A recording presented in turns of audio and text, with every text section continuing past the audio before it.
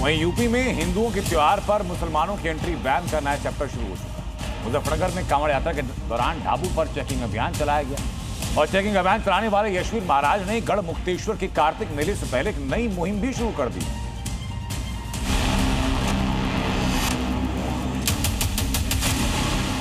दरअसल यशवीर महाराज ने गढ़गंगा में लगने वाले कार्तिक मेले में मुस्लिम एंट्री बैन करने की मांग की है।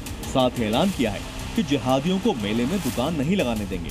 मेरा इन थूक मूत्र जिहादी गैंग से कहना है कि ये वहाँ पर अपनी दुकानें न लगाएं, इनको किसी भी कीमत पर दुकान नहीं लगाने दी जाएगी। गढ़ मुक्तेश्वर में लगने वाले इस कार्तिक मेले को मिनी कुंभ भी कहा जाता है। 17 नवंबर से मेले की शुरुआत होगी।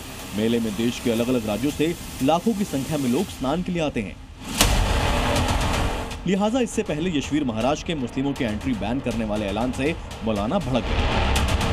त्योहार हो, चाहे वो हिंदुओं से रिलेटेड हो या मुसलमानों से मुताल्लिक हो, वो तनाज़ा खड़ा कर देते हैं और तनाज़ा खड़ा करने के बाद में वो फिर तमाशा देखते हैं। मामला हिंदू मुस्लिम को लेकर था तो सियासत तो होनी ही थी। कांग्रेस ने इस मामले को दो धर्मों के लोगों को लड़ाने की साजिश बता दिया। इसकी वजह से देश के अंदर एक अराजकता का माहौल फैल रहा है। ये भी सरकार का दायित्व है कि लोगों के बीच एक समन्वय बना रहे। फिलहाल यशवीर महाराज के ऐलान से यूपी में एक बार फिर नेम प्लेट और सनातनी त्योहार में मुस्लिमों के बहिष्कार का मुद्दा गर्म हो गया है। वहीं यशवीर महाराज की इस मांग पर हिंदू और मुस्लिम पक्ष क्या कह रहे हैं, ये सुनना भी आपके लिए जरूरी है। तो ये तो नेता बेमतलब करते हैं, इससे कोई फर्क नहीं पड़ता। सब दुकानें भी लगेंगी, सब काम चलेंगे सबके। उनके बयान किस तरह देखते हैं? क्या गलत बयान है उनका, ऐसा बयान देना तो बहुत गलत है। ये बात सही कही है, मुसलमानों को दुकान में होनी नहीं चाहिए। वहाँ सकारात्मक बयान हमेशा देना चाहिए, नकारात्मकता मन में नहीं लानी चाहिए। हर इंसान के, समाज के हर लोग समान है, सबको इतना अधिकार है अपनी दुकान खोलने का, दुकान लगाने का, अपनी रोजी रोटी कमाने का। सिर्फ एक यही मुद्दा इन लोगों के सामने रह गया है, हिंदू मुस्लिम हिंदू मुस्लिम। अरे भाई, और बहुत सारे मुद्दे हैं। बेरोजगारी का मुद्दा बहुत बड़ा है। दलित पर जो दलित का शोषण हो रहा है वो चरम सीमा पे है।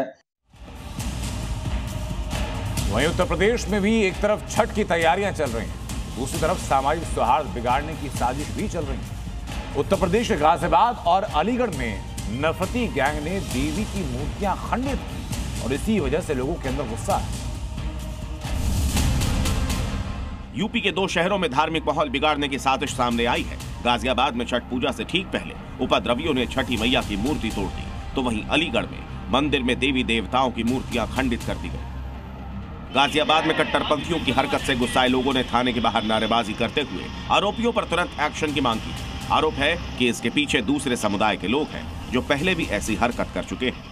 चेक इंचार्ज गए हैं और उन्होंने आश्वासन दिया कि हम यहाँ पर सीसीटीवी कैमरा लगवाएंगे। पहले उन्होंने मुझे एक बार धमकाने की कोशिश की और उन्होंने ये भी कहा कि हम आपको नोटिस देंगे। मैं बोली ठीक है, आप नोटिस दीजिए, हम नोटिस लेने के लिए तैयार हैं। उधर अलीगढ़ में भी नफरती गैंग ने न सिर्फ मूर्तियां तोड़ी बल्कि दान पात्र लेकर फरार हो गए। इसका पता तब चला जब गांव की महिलाएं पूजा करने मंदिर गए। मूर्ति खंडित करने से हिंदू संगठनों में गुस्सा है। लोगों ने पुलिस से 24 घंटे में आरोपियों को गिरफ्तार करने की मांग की है। यूपी के दो बड़े शहरों में सनातनी आस्था के साथ खिलवाड़ के बाद योगी फोर्स भी एक्शन में है और आरोपियों की धरपकड़ के लिए टीमों को तैनात कर दिया गया है।